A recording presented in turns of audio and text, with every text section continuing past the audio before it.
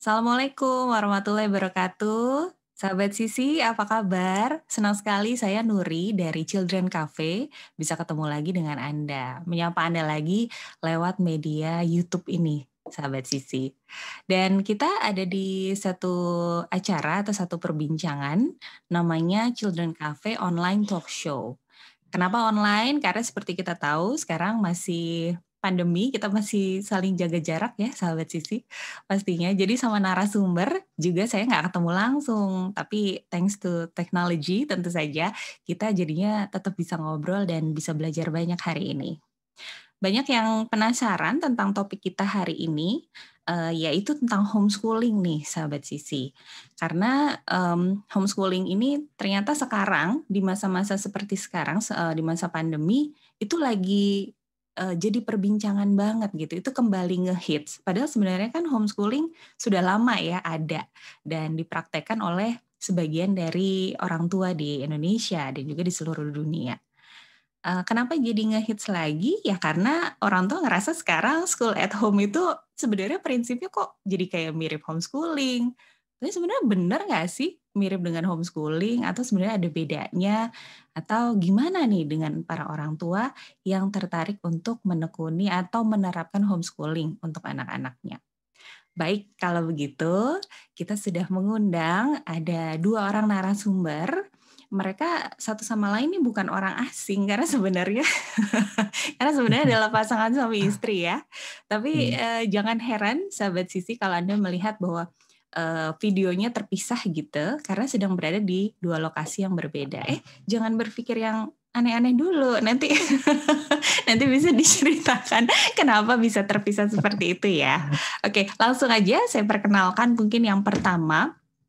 Ini ada Mas Rahdian Saipullah. Jadi Mas Ian ini, sahabat Sisi, adalah salah satu kontributor di childrencafe.com dan beliau sudah menulis beberapa artikel tentang perkembangan anak tentu saja. Dan Anda bisa cek di childrencafe.com ya artikelnya. Mas Ian ini juga sekarang sedang sibuk menggeluti beberapa aktivitas. Beliau adalah founder dari LSI atau Language Studies Indonesia, juga CND Digital Media Production. Beliau juga founder dari LSI Jakarta City Tour dan Job Match Indonesia. Nah, kegiatan sehari-harinya katanya sih bekerja dan belajar ya. Sementara sang istri ada Mbak Nuni Amalia.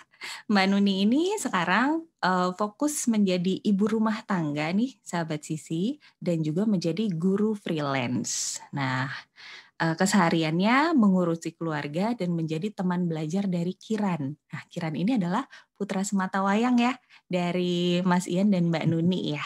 Gitu. Baiklah, sahabat, kita langsung sapa saja nih kedua tamu kita. Halo, Assalamualaikum Mas Ian, Mbak Nuni. Halo, Waalaikumsalam. Halo Mbak Nuri. Halo Mbak Nuni. Salah ya? Iya. Biasanya manggilnya ayah bunda ya, sekarang jadi Mbak dan Mas ya. Ini sebetulnya karena COVID, jadi kami berbeda lokasi ya. Jadi langsung klarifikasi ya. Sebelum ada pertanyaan lebih lanjut. Memang kebetulan hari ini aktivitasnya sedang berbeda lokasi gitu ya. Berbeda lokasi, betul. Oke, terima kasih sebelumnya Mas Ian sama Mbak Nuni sudah mau menanggapi undangan kami nih. Dan bukan tanpa alasan ya kalau pasangan ini kami undang sahabat Sisi untuk bicara tentang homeschooling, terutama tentang dasar-dasarnya dan juga mereka nanti akan berbagi pengalaman karena mereka telah menerapkan homeschooling ini sejak tahun 2014 ya. Itu berarti udah sekitar 6 tahun, betul? Berarti sudah sekitar 6 tahun. Bukan waktu yang singkat, tentu kita bisa belajar banyak dari Mas Ian dan juga Mbak Nuni. Oke, kalau gitu langsung saja nih saya tanyain. Boleh yang jawab Mas Ian boleh, Mbak Nuni boleh. Boleh nggak cerita sedikit nih tentang awal ketertarikan kenapa sih akhirnya memilih homeschooling sebagai metode mengajar buat anak-anak? Kenapa nggak disekolahin anaknya? Silakan. Oke, silakan Mas Ian. Maaf ini ketarik kucing. Kalau ini mungkin ceritanya lebih seru kalau Nuni yang menceritakan kalau awal mengapa kami homeschooling, karena ujung-ujungnya nanti akan ke saya kok. Silakan Bun. Pokoknya waktu itu tuh saya ingat saya lagi mau berangkat ke sekolah ya, kan dulu saya masih jadi pengajar di salah satu sekolah swasta di Jakarta Selatan. Itu pagi-pagi tiba-tiba ada perkataan dari suami saya, Bun, kita homeschooling Kiran yuk, gitu. Kaget dong saya mau berangkat, tiba-tiba ada pernyataan seperti itu. Itu Kiran sudah usia berapa? Kiran 4,5 tahun lah kurang lebih. 4,5 ya, dan sudah Kiran tuh sudah sekolah berarti. Sudah masuk di early childhood program. Baru mau TK. Di sekolah alumni kita itu ya, iya kita betul. Tapi nggak apa-apa kok disebut itu high scope ya. Iya di high scope. Nggak apa-apa sebut merek ya. Nggak apa-apa. Oke, di high scope TB Simatupang. Lalu muncullah pertanyaan-pertanyaan yang wajar ditanyakan oleh pemula waktu itu ya, saya tanya. Lalu sosialisasinya bagaimana?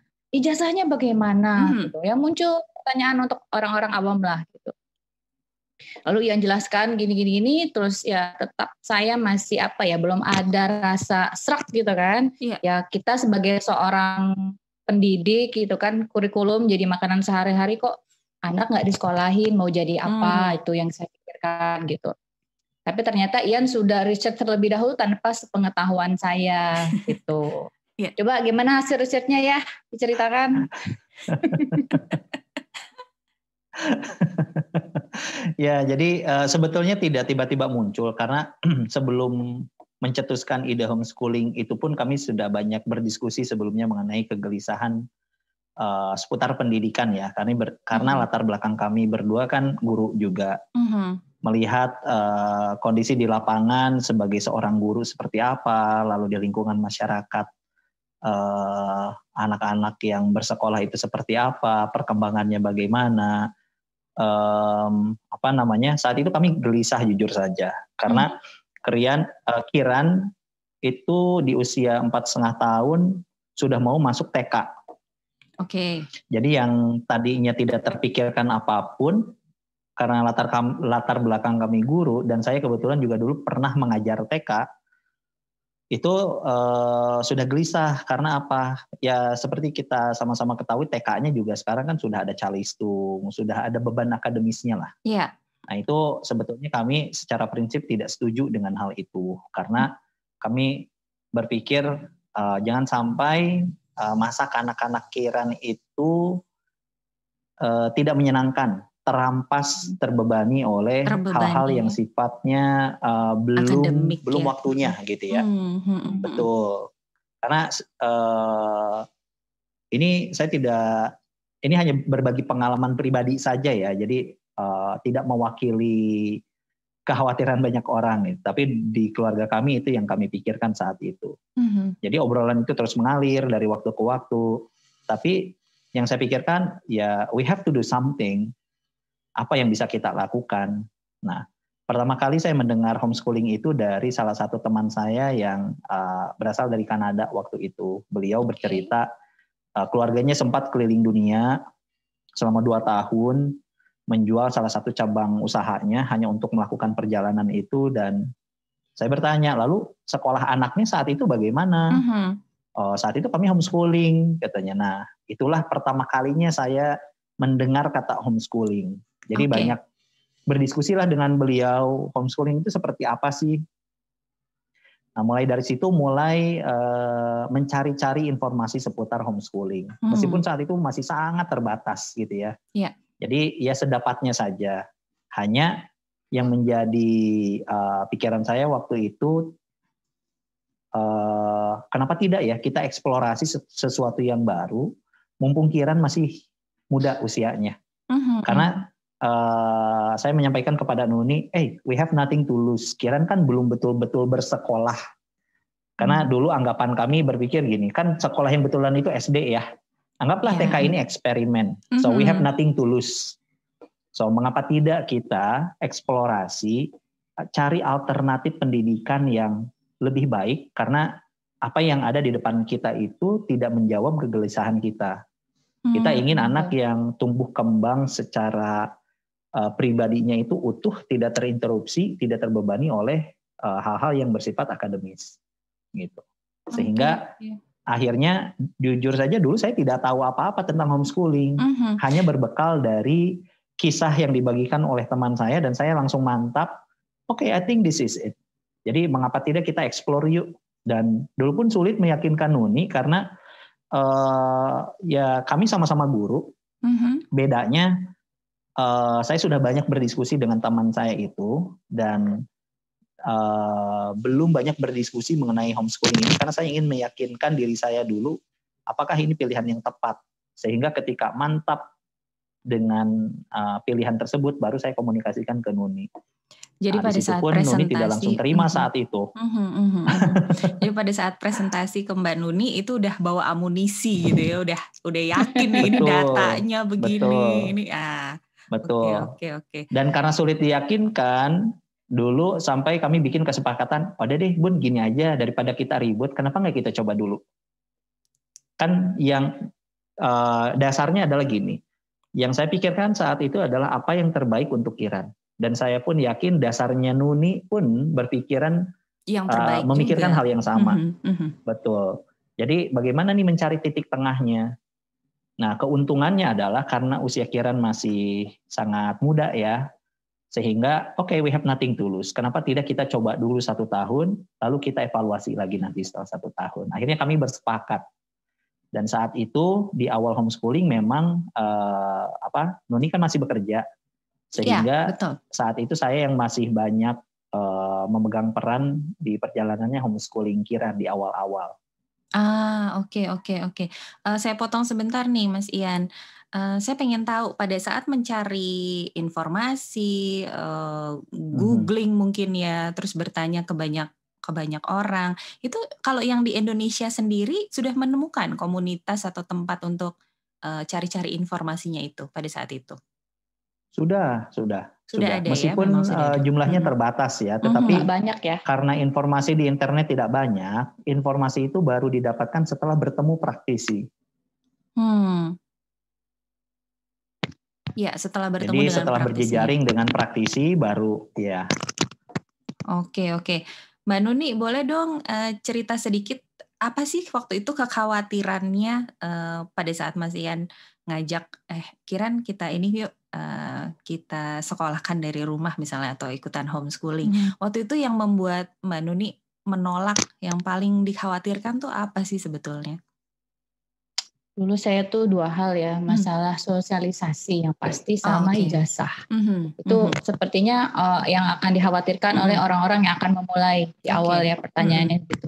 Sosialisasi karena saya pikir nanti dia bertemannya bagaimana gitu kan, karena kita sekolah teman satu kelas ada 20, 30 orang gitu kan, dan buat saya itu teman gitu, teman-teman ketika gitu perjalanan sebaya itu kan adanya di sekolah gitu. Paling teman rumah saya nggak ngerasain teman rumah yang akrab, jadi ya teman-teman tuh hanya di sekolah gitu. Terus Kiran kalau nggak di sekolah kan gimana bertemannya gitu, nanti dia kuper gitu kan.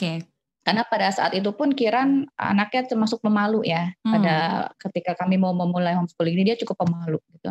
Lalu yang kedua ijazah gitu. Dia mau bagaimana? Sampai saya masih frameworknya tuh masih framework persekolahan gitu kan. Nanti kalau nggak punya ijazah bagaimana dia bisa kuliah? Bagaimana dia bisa kerja? Itu yang terus-terusan saya tanyakan ke Ian gitu. Karena selembar ijazah itu kan menunjukkan kalau anak ini sudah melakukan sekolah dan akan bisa diterima di lapangan pekerjaan kalau mempunyai selembar ijazah itu kan. Betul, di Indonesia masih seperti itu ya kita pola pikirnya betul. Mungkin kalau betul karena di luar negeri mungkin sudah ada, tapi ketika itu belum terfikirkan sama sekali ya, namanya juga anak masih 4 tahun ya, belum berpikir sejauh itu. Tapi ternyata setelah diskusi dengan Ian dan bertemu dengan para praktisi, ternyata ya cukup membuka mata saya gitu kan, memang nggak harus kok.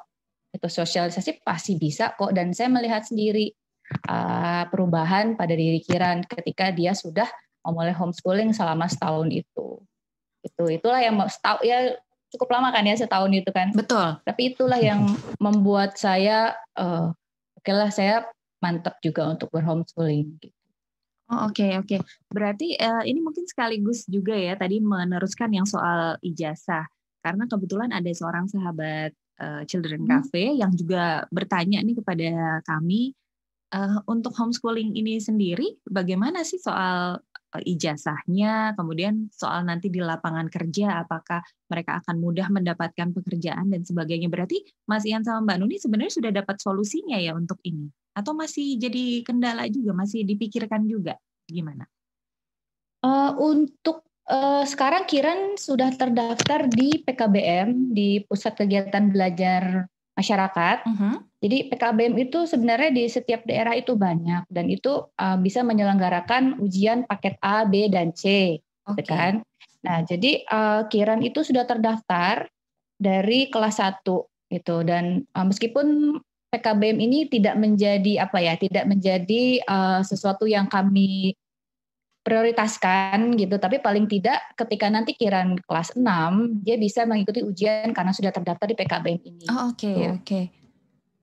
Mungkin Ayah mau menambahkan, Mas Ian?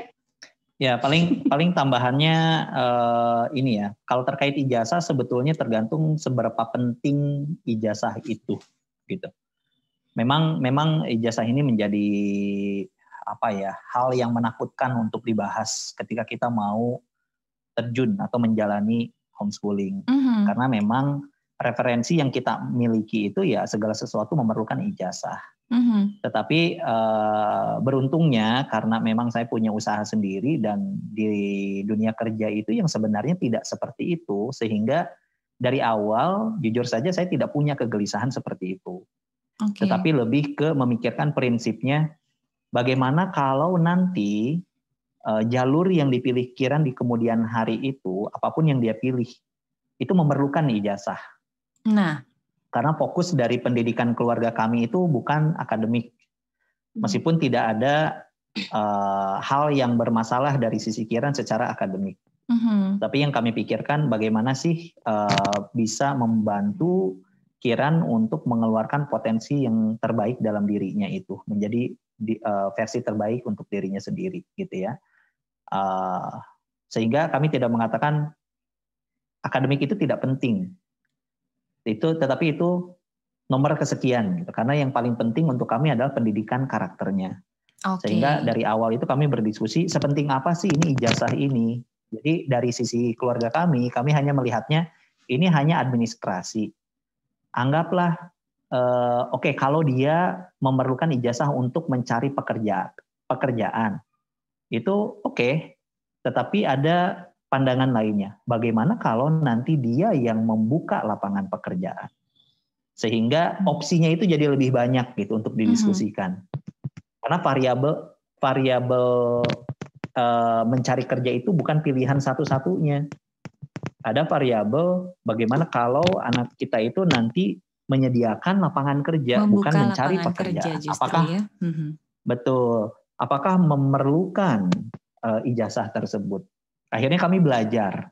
Ternyata ada di dalam homeschooling itu dari salah satu senior kami belajar dikelompokkanlah untuk mempermudah pemahaman praktisi homeschooling. Ada 3 jalur sukses, gitu ya. Ada jalur bisnis, lalu profesional. Ada jalur profesional dan satu lagi akademis. Nah, jika anak itu memilih jalur akademis, misalnya anaknya mau jadi dokter, untuk menjadi seorang dokter harus kuliah tidak? Harus kuliah. Untuk kuliah perlu ijazah tidak? Perlu ijazah tidak? Oke, perlu. Oleh karena itu, kalau anaknya mengambil jalur ini, jalur akademis ini, berarti anaknya perlu ijazah dong. Betul. Karena memang itu bukan pilihan. Sehingga punya ijazah itu adalah sesuatu yang wajib. Mutlak, betul. Tetapi 2 pilihan lain itu bagaimana? Oke, sekarang kita berbicara tentang jalur profesional. Anggaplah misalnya di era digital seperti sekarang, anaknya mau jadi beatboxer. Beatboxer ya? Mau jadi video editor. Mau jadi YouTuber. yang memerlukan banyak keterampilan untuk mengolah video, mengolah foto, yang sebetulnya itu bisa dipelajari lewat YouTube, bisa dipelajari otodidak, bisa dipelajari dari praktisi yang lebih senior ya. Betul, sehingga kuncinya adalah untuk skill. membuktikan keterampilannya itu tidak perlu selembar kertas itu, tetapi seberapa banyak karya yang dihasilkan. Nah, sederhananya begini. Ketika saya punya satu usaha, kemudian saya memerlukan jasa pembuatan website untuk usaha saya, dan ada dua pilihan di depan mata saya. Yang satu baru lulus dari universitas, cum laude, IPK-nya 4, tapi belum pernah bikin website. Atau satu lah untuk ujian akhir gitu ya. Satu lagi adalah orang yang tidak berkuliah, tetapi dalam 1 tahun terakhir dia sudah membuat 10 website.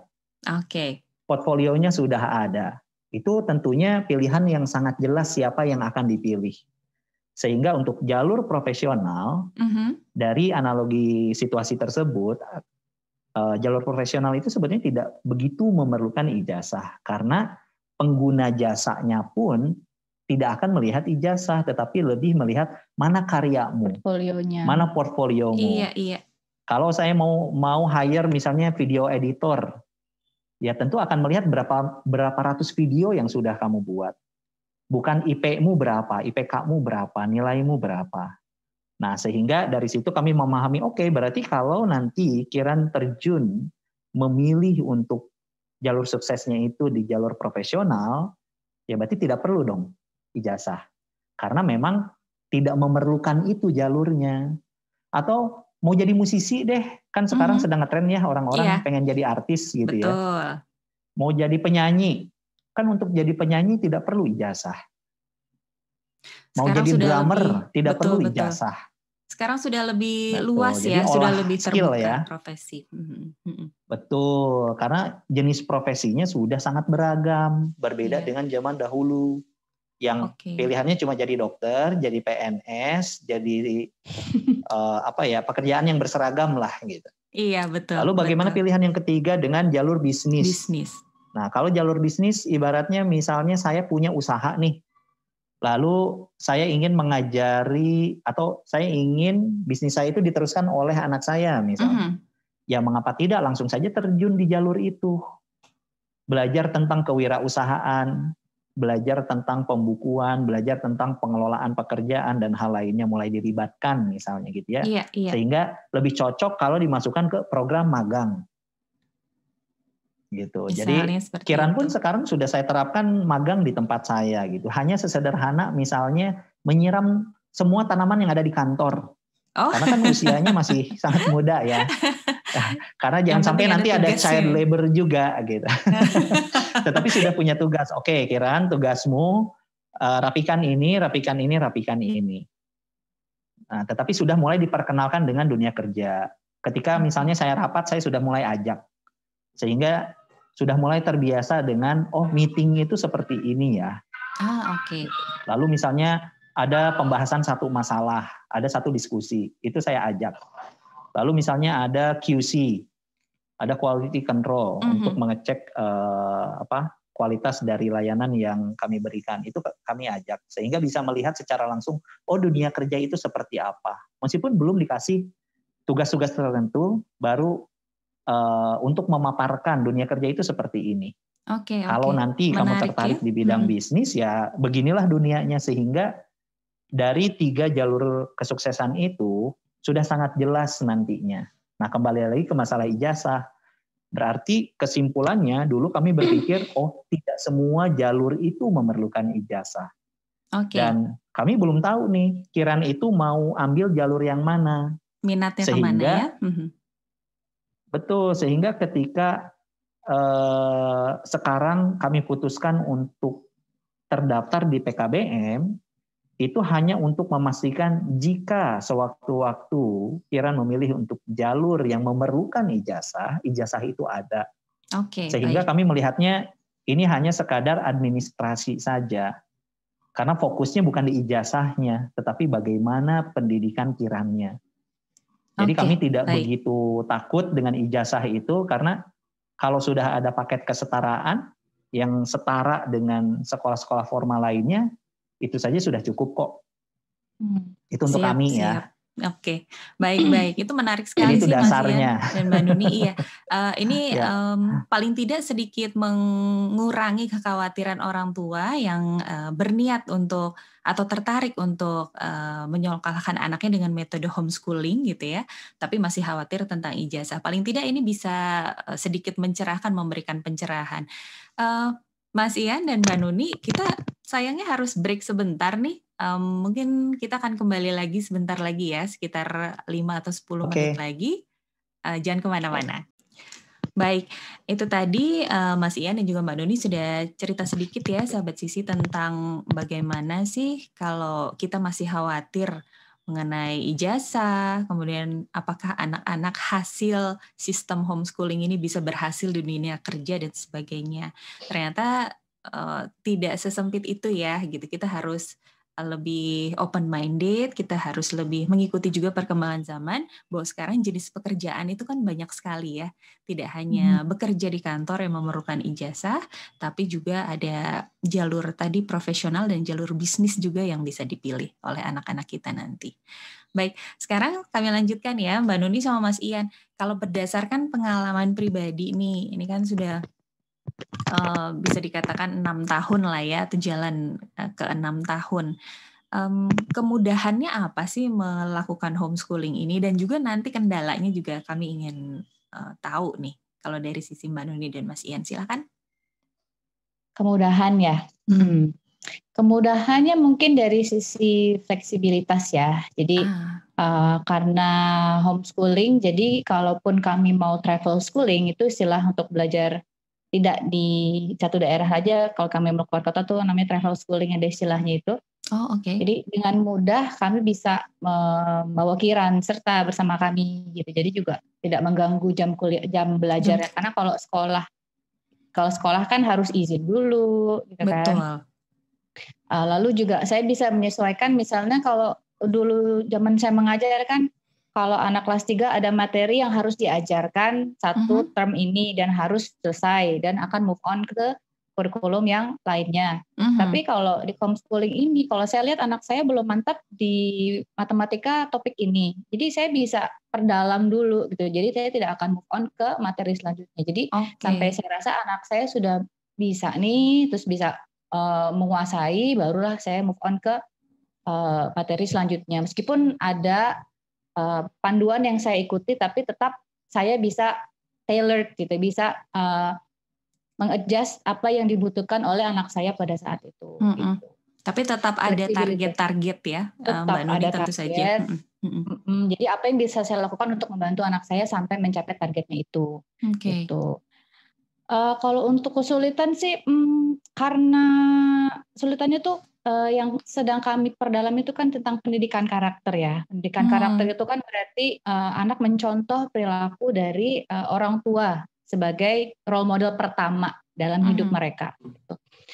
Ini yang masih kami juga saling mengingatkan satu sama lain, saya dan Ian gitu. Jadi kalau saya mau anak saya disiplin, loh saya dong pertama kali orang dan ayahnya yang harus disiplin gitu, mencontohkan dia arti disiplin itu seperti apa. Which is karena kami dulu tidak sedisiplin sekarang, jadi itu juga menjadi ladang belajar untuk kami juga. Iya, tantangan juga. Jadi homeschooling itu tidak hanya anak yang belajar, tapi saya dan Ian juga sama-sama belajar memperbaiki diri kami terus-menerus bagaimana caranya agar bisa menjadi contoh yang baik untuk Kiran ketika dia masih di usia yang harus memang mendapatkan contoh dari orang dewasa gitu. Jadi ketika dia besar nanti dia akan bisa mengingat orang tuaku tuh memberikan contoh seperti ini gitu. Jadi tidak hanya teori, tapi juga dia lihat dalam keseharian kami. Nah itu yang cukup menyulitkan, tapi ya harus kami lakukan. Jadi memang harus ada diskusi dari saya dan Ian secara konstan agar kita sudah di jalur yang tepat nggak sih memberikan contoh kepada Kiran gitu. Kalau saya ada kekurangan, Ian juga akan memberikan masukan dan sebaliknya.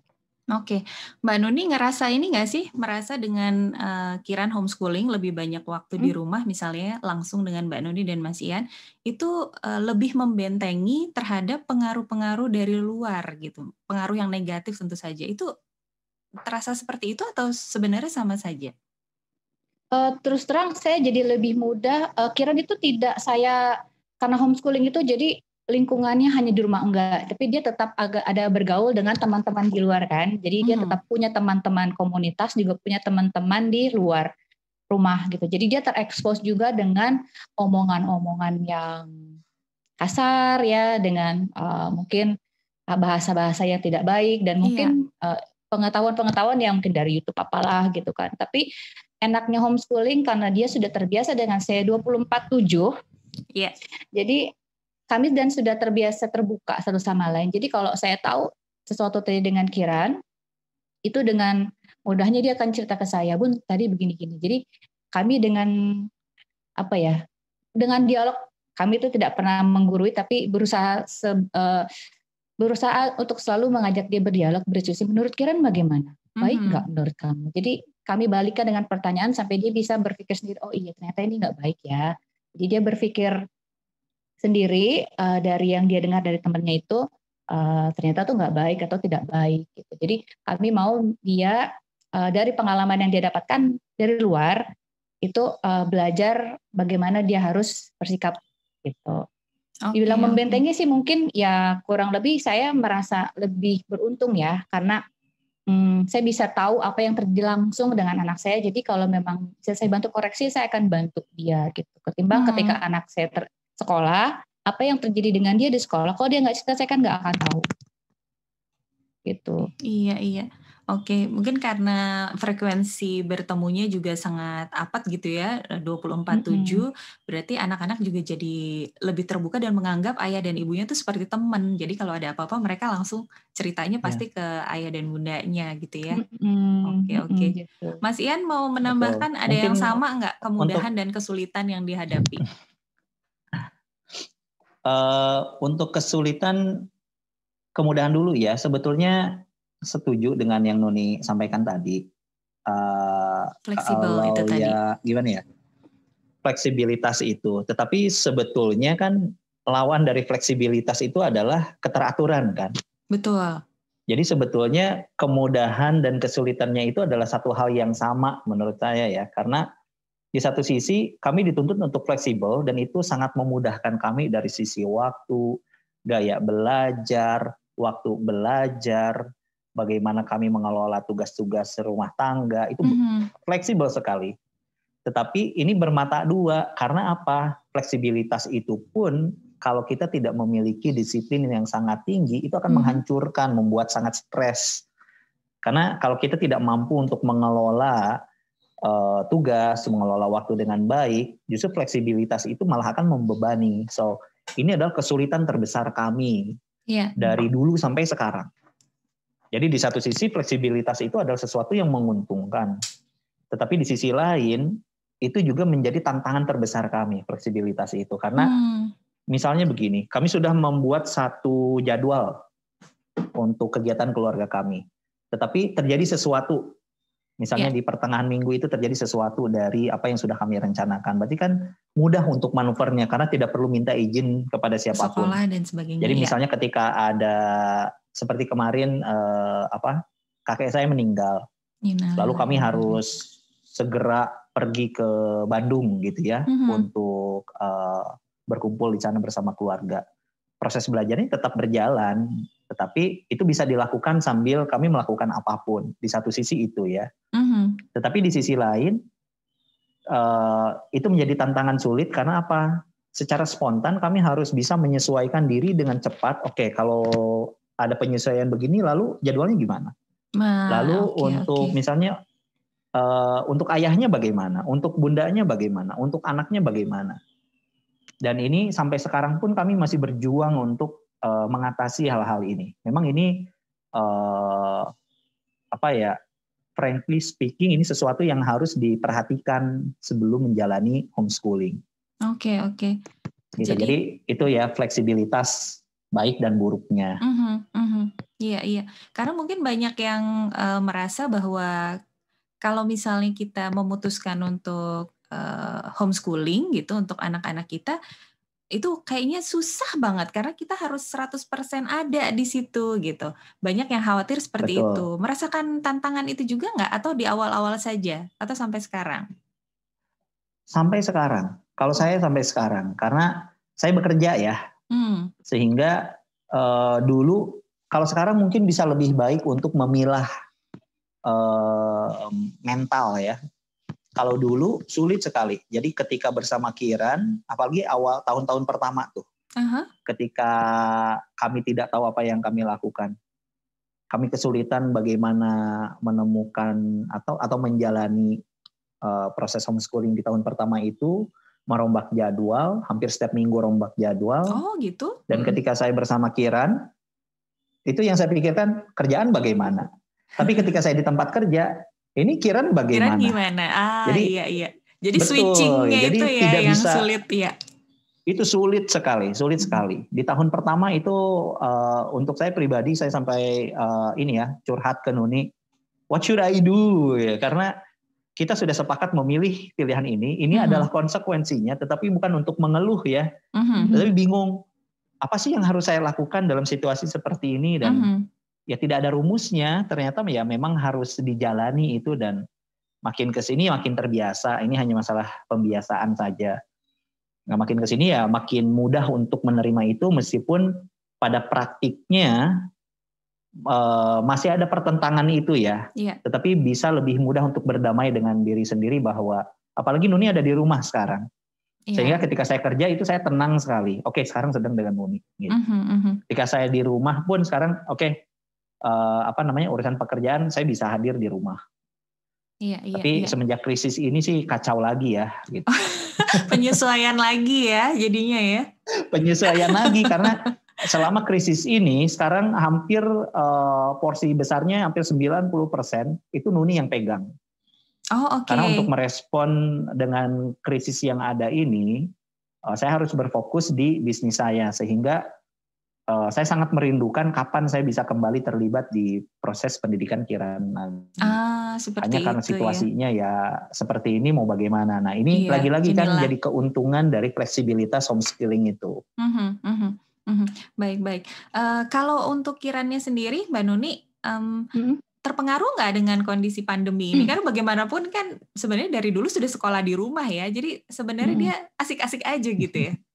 Atau ngerasa terbatas juga karena jadi nggak bisa pergi jalan-jalan lagi, nggak bisa kemana-mana dan sebagainya. Iya, pasti dia merasa kok beda dengan situasi yang dulu gitu. Karena ketika sebelum pandemi itu kami bisa keluar seminggu 3 kali untuk bertemu teman-teman komunitas. Jadi memang ada jadwal untuk bertemu teman-teman dari beberapa komunitas gitu kan.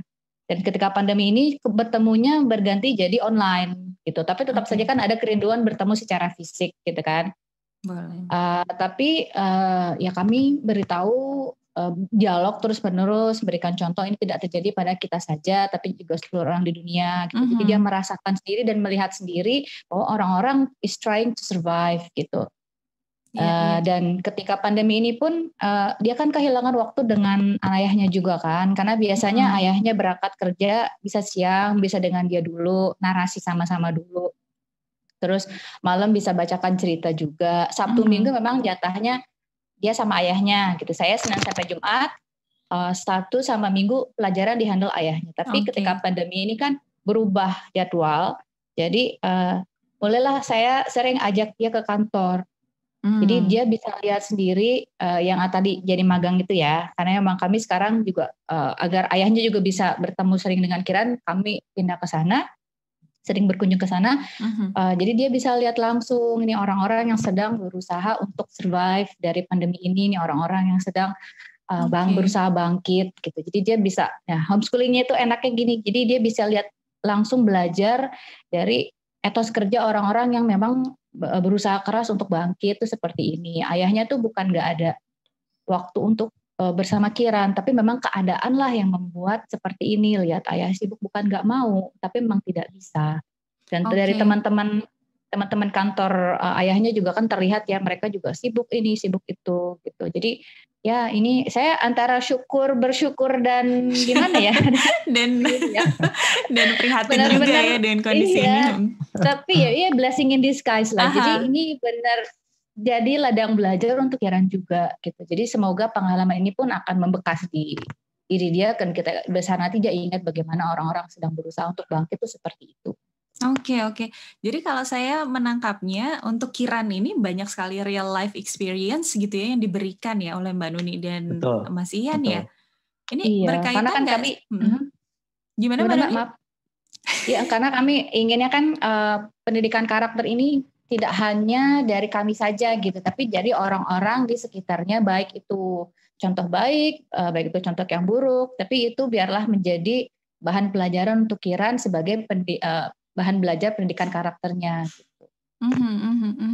Iya. Tadi saya mau menanyakan, ini berkaitan nggak sih dengan beberapa pendekatan homeschooling gitu misalnya? Memang ada pendekatan yang lebih ke real life experience, ada yang lebih ke academically tapi dilakukan di rumah gitu dan sebagainya. Mungkin singkat aja supaya kalau yang sama sekali belum tahu bisa dapat sedikit informasi tentang pendekatan-pendekatan dalam homeschooling.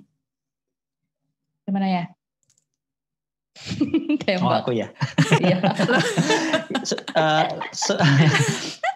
Sebetulnya iya dan tidak, karena kalau berbicara tentang metode homeschooling juga banyak ya gitu, dan memang kami mengadopsi metode homeschooling yang berfokus di pendidikan karakter. Karena fokusnya di pendidikan karakter sehingga memang diperlukan interaksi sosial yang lebih banyak, baik itu dengan semua makhluk ya, artinya tidak hanya dengan manusia tetapi dengan binatang, lalu juga dengan alam. Karena di metode yang kami terapkan juga ada walk to nature-nya gitu, nature walk-nya. Oke. Nah, jadi meskipun itu jarang kami lakukan karena kami tinggal di Jakarta ya. Tetapi untuk susah nyari kebun ya. Sahabat-sahabat kami iya betul, tapi sebetulnya kami hanya menerapkan prinsipnya, karena prinsip dari nature walk itu sendiri adalah interaksi dengan alamnya. Sehingga alam itu kan kalau kita terjemahkan secara prinsipil ya tidak hanya hutan, tetapi ya di Jakarta pun kan ada lingkup kecilnya, misalnya di kebun, di teras depan, ya kan? Dan bagaimana dengan keadaan yang sangat terbatas ini pun prinsip-prinsip itu masih bisa kami terapkan. Itu mengamati binatang-binatang di sekitar, mengamati apa yang ada di lingkungan sekitar, mengamati orang-orang. Dan tadi berbicara tentang real life experience, karena memang fokusnya di pendidikan karakter ya secara otomatis memang itu menjadi titik fokusnya, bukan sesuatu yang hanya dipelajari secara teori, tetapi melihat secara langsung apa yang bisa diteladani dari situasi sekitar, baik itu dari orang, binatang maupun alam. Begitu. Iya. Oke, menarik sekali. Sepertinya pembahasan tentang metode-metode homeschooling harusnya kita bahas di video lain ya, bisa panjang sendiri itu ya. Ya karena memang ada banyak gaya metode ya, metode homeschooling itu banyak. Oke. Baik, sekarang kalau misalnya kita hubungkan dengan kondisi sekarang, pandemi, di mana banyak orang tua juga yang merasa, saya jadi punya tanggung jawab lebih nih untuk mendampingi anak saya belajar. Kayaknya homeschooling bisa jadi alternatif nih daripada istilahnya daripada saya sekolahin tapi tetap saya yang megang anak gitu ya. Nah, kalau menurut Mas Ian atau Mbak Nuni juga silakan nanti menambahkan, prediksi homeschooling di Indonesia ini seperti apa sih ke depannya? Apakah akan makin booming, makin meningkat atau bagaimana? Kalau dari saya sih sebetulnya lihat dari krisis yang ada ya, itu bukan prediksi lagi ya. Kami itu dulu yang golongan homeschooling minoritas, sekarang kan semua orang dipaksa untuk homeschooling. Mau nggak mau ya. Ya. Mau tidak mau di seluruh dunia. Dulu itu homeschooling, apa sih homeschooling gitu. Tiba-tiba sekarang semua orang di seluruh dunia untuk tingkat pendidikan apapun homeschooling gitu ya. Sehingga sekarang semua orang homeschooling ya. Terlepas suka atau tidak, karena memang situasinya seperti itu. Tetapi yang saya senang adalah sebelum ada krisis ini pun memang minat terhadap homeschooling itu meningkat dari tahun ke tahun selama kami menjalani homeschooling. Jadi praktisi-praktisi baru itu, karena kami juga sering mengadakan workshop bersama teman-teman komunitas kami dan peserta workshop itu selalu banyak.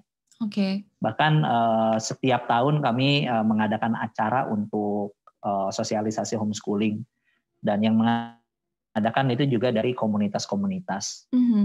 Itu pengunjung yang tertarik untuk menjalani homeschooling, bertanya mengenai homeschooling itu banyak sekali. Dari tahun ke tahun itu meningkat. Nah itu sebelum krisis ya. Sebelum krisis, karena memang kalau diambil benang merahnya, banyak ketidakpuasan terhadap sistem pendidikan yang ada. Karena apa yang ditawarkan oleh pemerintah saat ini kan hanya satu model. Sedangkan kebutuhan setiap keluarga itu kan berbeda-beda. Jadi kita tidak berbicara bahwa sistem pendidikan kita itu buruk sekali, kita tidak berbicara itu gitu. Tetapi ada kebutuhan-kebutuhan keluarga yang tidak terakomodasi oleh model yang ada saat ini di pendidikan formal. Sehingga memerlukan keleluasaan. Ya contohnya seperti tadi, ada orang yang mungkin punya bisnis, tapi kalau anaknya sekolah, kasihan anaknya ditinggal-tinggal karena merasa kalau satu keluarga itu must stick together misalnya gitu ya. Sehingga model homeschooling ini lebih ideal untuk keluarga tersebut karena bisa sambil travel schooling yang tadi Nuni bilang. Jadi orang tuanya melakukan perjalanan bisnis, anaknya pun masih bisa belajar secara akademis. Nah, tapi kan kalau masuk ke sekolah itu tidak terakomodir kan. Nah, sehingga semakin banyak di era sekarang ini, semakin banyak profesi-profesi yang memerlukan fleksibilitas. Dan untuk memasukkan anaknya ke sekolah itu tidak memungkinkan untuk orang tuanya bersama anak-anaknya. Dan makin kesini juga pemahaman orang tua, kepedulian orang tua terhadap pendidikan anak itu semakin besar ya. Para ayah semakin terlibat dengan proses pendidikan anak-anaknya. Kalau dulu kan zaman dulu taunya oke, urusan anak masalah ibunya ya. Iya, ayah cari duit aja. Betul. Ayah cari uang. Pokoknya kasih tahu aja tagihannya berapa tiap bulan gitu ya. Itu dia. Nah, tetapi makin ke sini dulu ketika saya mengawali homeschooling itu saya terasa menjadi ayah yang minoritas karena jarang sekali saya melihat ayah-ayah yang mau mendampingi anaknya melakukan kegiatan homeschooling. Bahkan seringkali banyak para ibu yang curhat ke saya, ayo dong mas ngobrol sama suami saya, diyakinkan nih supaya suami saya juga mau ikut mendidik anaknya. Gitu. Tetapi sekarang saya senang sekali melihat perubahan itu karena malah praktisi yang baru-baru ini sudah langsung couple. Suami dan istrinya sudah langsung mantap. Gitu. Kalau dulu awal saya mengawali homeschooling itu, saya dikelilingi ibu-ibu gitu. Jadi cari teman itu, aduh ini bapaknya kemana ya? Gitu. Ibu semua. Kalau sekarang saya punya banyak teman ya, para ayah. Gitu. Sudah jauh lebih concern. Jadi kalau dari prediksi sih, saya melihatnya karena banyak kebutuhan seperti itu dan dunia juga berkembang dengan pesat ya. Lebih fleksibel lagi. Homeschooling ini tidak akan menjawab masalah di dunia pendidikan sebetulnya. Ini hanya alternatif saja. Tetapi saya tidak mengatakan bahwa homeschooling itu lebih baik dari pendidikan formal. Tetapi homeschooling ini memberikan alternatif pendidikan untuk orang-orang yang memerlukan fleksibilitas bagi anak-anaknya. Nah, gitu. Sehingga ketika keluarganya memerlukan fleksibilitas itu terakomodasi oleh adanya alternatif pendidikan yang bernama homeschooling ini. Itu jadi dia. Sama-sama sih sebetulnya ya saya melihatnya. Itu dia yang akan jadi pertanyaan penutup saya di sesi 1 ini adalah apakah homeschooling itu untuk semua orang gitu. Jadi tadi mungkin Mas Ian sudah singgung sedikit ya, homeschooling ini dibutuhkan oleh keluarga yang membutuhkan fleksibilitas gitu ya dalam beraktivitas. Gitu, dalam berinteraksi, dalam beraktivitas dan sebagainya. Kalau Mbak Nuni gimana menjawab pertanyaan ini Mbak Nuni? Apakah homeschooling itu bisa untuk semua orang atau cocok untuk semua orang? Kalau menurut saya homeschooling ini cocok untuk orang yang memang mau. Ya, karena untuk homeschooling ini dibutuhkan keinginan dan kemauan untuk membersamai anak. Gitu. Jadi orang tua yang memang sudah secara mantap ingin tumbuh bersama anak tentu akan bisa memilih jalur ini. Karena kalau memilih homeschooling tapi menyerahkan semuanya ke orang lain dan tidak tahu perkembangan anak dan tidak mau tumbuh bersama anak, saya rasa ya mungkin lebih baik memilih jalur formal saja. Gitu. Oh, oke. Menurut saya sih begitu. Jadi ya kalau homeschooling itu kita harus siap tumbuh bersama anak, belajar bersama anak, menjadi contoh dan jatuh bangun bersama anak lah istilahnya gitu. Jadi harus, untuk orang tua yang sudah mantap untuk jatuh bangun bersama anak ya, ini jalan yang jalur yang tepat. Sudah mantap, sudah siap, niatnya sudah sangat kuat gitu ya. Betul. Oke. Mas Ian silakan buat menutup sesi pertama ini. Ya sedikit klarifikasi saja. Maksudnya Nuni itu bukan berarti guru harus bukan berarti orang tua itu harus menjadi guru untuk anaknya ya, membersamai itu, sehingga jangan sampai diartikan kalau saya homeschooling berarti saya harus ngajarin anak dong. Iya, karena mungkin banyak yang berpikir seperti itu ya. Betul. Itu salah satu opsi yang bisa dilakukan jika orang tuanya mampu. Tetapi tidak harus seperti itu. Jadi ibaratnya orang tua itu kalau di sekolah itu kepala sekolahnya. Oke. Yang mengajar kan gurunya, bukan kepala sekolahnya. Jadi, tapi kalau sewaktu-waktu kepala sekolah mau mengajar, boleh dong? Boleh dong, boleh. Yang jelas menentukan kurikulum gitu ya. Jadi nggak dosa. Betul, ya. Tapi yang punya visi pendidikan itu orang tuanya. Yang mengajari boleh siapa saja. Betul. Jadi nggak salah, nggak dosa ya Mas Ian dan Mbak Nuni. Kalau misalnya orang tua yang menerapkan homeschooling, tapi masih misalnya mendatangkan guru les buat anak gitu di rumah, itu nggak salah ya? Tidak masalah. Kalau orang tuanya emang nggak mampu. Kayak kami memasukkan Kiran ke sekolah musik karena kan saya nggak mampu ya ngajar musik, iya. Jadi masukin ke sana gitu. Tapi tadi maksud saya tuh home education itu pendidikan contoh role model itu memang harus dari orang tua gitu. Jadi kalau nggak mampu memberikan contoh itu gitu maksudnya. Iya. Baik. Terima kasih, itu aja Mas Ian, Mbak Nuni untuk sesi pertama. Itu saja. Sudah cukup. Baik, ini banyak sekali sahabat Sisi pengalaman yang sudah di-share oleh Mas Ian dan Mbak Nuni sebagai praktisi homeschooling. Sudah selama 6 tahun ya. Dan mudah-mudahan banyak yang bisa dipetik dari obrolan sesi pertama ini. Nanti di sesi kedua kita akan bicara tentang istilahnya do's and don'ts ya. Jadi untuk Anda yang ingin memulai atau sudah mulai tertarik nih dengan homeschooling, kira-kira apa saja sih yang sebaiknya dilakukan dan sebaiknya juga jangan dilakukan. Mungkin seperti itu ya. Jadi jangan lupa sahabat Sisi untuk tinggalkan komen Anda di bawah. Silahkan untuk berbagi pengalaman juga kalau Anda adalah praktisi atau mulai tertarik menekuni ini. Dan bisa juga Anda like, Anda share, dan juga subscribe channel YouTube Children Cafe. Terima kasih, kita akan ketemu di sesi yang kedua.